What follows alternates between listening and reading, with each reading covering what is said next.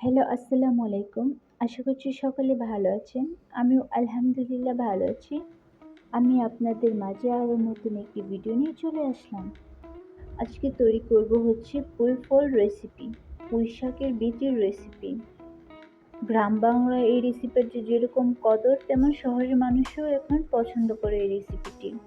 তাই পুঁই ফল রান্না করব শুটকি দিয়ে, তো ভিডিওটা দেখতে থাকুন। যে শুটকিগুলো কেটে নিয়েছি, এখন একটা কড়াই আমি ঢেলে নিচ্ছি। এখন একটা কড়াইয়ে পরিমাণ মতো তেল দিয়ে নিয়েছি।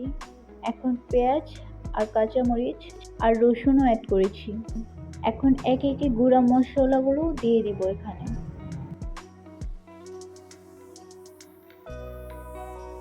আর যেহেতু আমি শুটকি দিয়ে রান্না করব, এখানে আমি রসুন কুচিটা দিয়ে দিয়েছি, আপনারা দিয়ে দিবেন।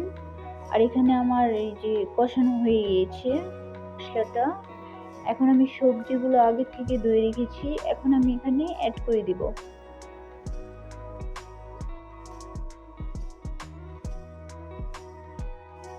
এখন সবজিগুলো ভালোভাবে মিক্সড করে মশলার সাথে ঢাকনা দিয়ে ঢেকে দেব 5 মিনিটের জন্য। এখানে শুটকিগুলো আগে থেকে ভিজিয়ে রেখেছিলাম, আর 5 মিনিট পরে এই যে শুটকিগুলো আমি অ্যাড করে দিয়েছি। এখন ঢাকনা দিয়ে ঢেকে দেব আরও কিছুক্ষণের জন্য। কিছুক্ষণ পর আমার কষানোটা কিন্তু হয়ে আসছিল, তো আমি এখানে অ্যাড করে দিয়েছি পানি পরিমাণ মতো। এখন ঢাকনা দিয়ে ঢেকে দেব। কিছুক্ষণ পর আবার চলে আসলাম। আমার তরকারিটা দেখতে পারছেন অনেকখানি পানির পরিমাণ কমে গিয়েছে। তরকারিটা যেহেতু আমি শুকনো শুকনো রাখবো, আরও কিছু পরিমাণ পানি কমাবো। এই রেসিপিটা গ্রামে বা শহরে সবাই অনেক পছন্দ করে, যেহেতু শুটকি দিয়ে মজাই আলাদা।